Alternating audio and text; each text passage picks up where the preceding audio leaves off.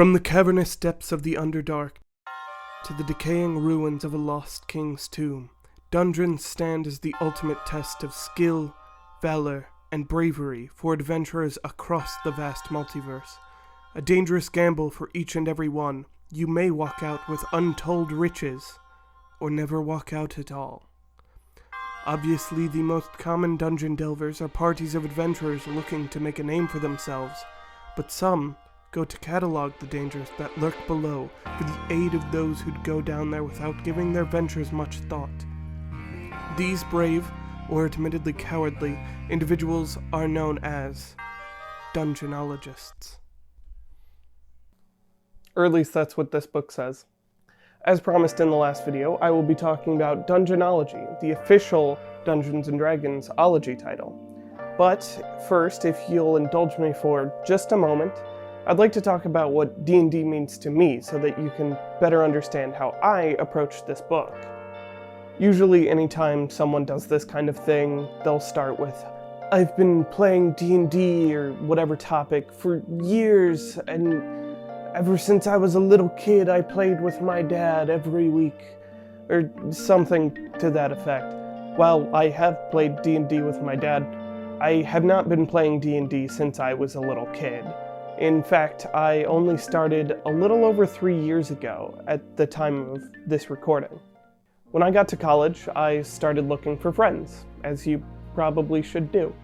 Eventually, I stumbled into this group of theater kids who all played D&D with each other every week. Side note, don't worry, I'm not a theater major. They had already been playing for a whole year before I started watching them every week, and it was a whole nother term until I was lucky enough to join them. For 2.5 years, we met every week of every term for an average of 4 to 5 hours each Saturday night. And that was only our main campaign. There were various one-shots, side campaigns, unrelated campaigns, campaigns for beginners, and a campaign I DM'd for a whole term too.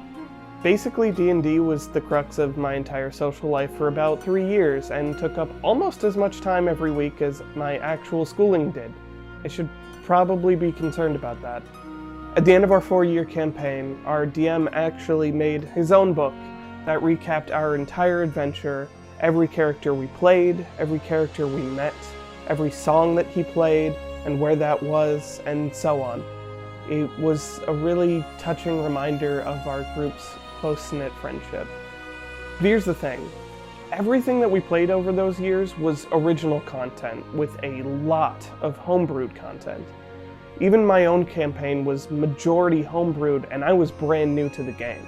Thus, this book that is actually canon information from the Forgotten Realms was all very new to me still. As I mentioned in the last video, each of these books is written by a unique character. In Dungeonology's case, the character is none other than Volo Gedarm, the famous in-lore author of many D&D guides. He is known for traveling the Forgotten Realms, and a few other realms, and cataloging his findings, so it only makes sense that he'd write this too. First, let's get the more disappointing stuff out of the way. Dungeonology is noticeably shorter than the other ology titles, only about 20 pages. Additionally, it's almost barren of inserted files, tactile patches, removable letters, etc. Of the 20 pages, a quarter of them have nothing special to them, while the rest are mostly just unfoldable parts of the page with more information underneath. Finally, most of the art is just reused from other D&D guides. Of course, D&D art is incredible, but one of the best parts of these books is the beautiful art, so it was a little lame to see so much I'd already seen. But that's enough negativity. Let's take a proper look at the book. Dungeonology acts as both a guide to the Forgotten Realms and D&D as a whole. Half the book details important information for playing the game, like how to build a party, the races, weapons and gear, classes, and even how to divide and carry your loot. Meanwhile, the other half covers the lands of the Forgotten Realms and the famous heroes and villains of the lands.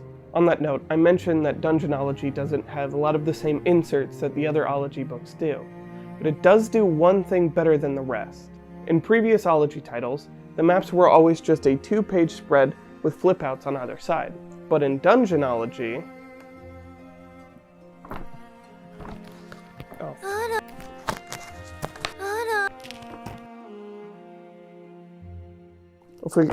I got it. Hold on. Shit. Okay. There is little in the way of story, and by that I mean none. But the information in here is extraordinarily valuable for anyone looking to get into D&D for the first time. Hell, the fact that it even bothers to mention a marching order is huge. It took the group I played with a full term's worth of sessions to learn the basic combat tips that are just in the first few pages of this book. But that's pretty much all that's in this book. Like I said, it's not very long and you can literally see why, though the map is cool, so I'll let it slide. Though Dungeonology does come with something none of the others do. A second book. That's right, tucked into the back is a 14-page booklet titled Volo's Guide to the Forgotten Realms. In it, Volo continues his breakdowns of the lands of Faerun and beyond.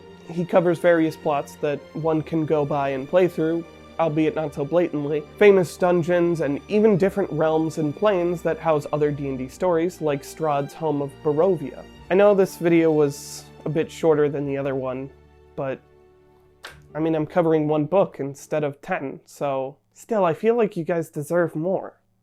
I got it. How about this? The countless realms of the multiverse have seen an innumerable amount of brave adventuring parties.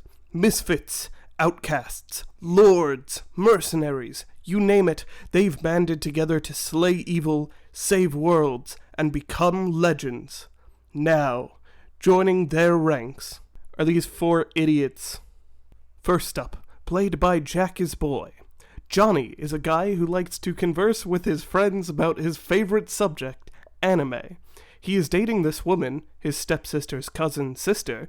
She turns out to be a psychopath and chops his off during some steamy sex time.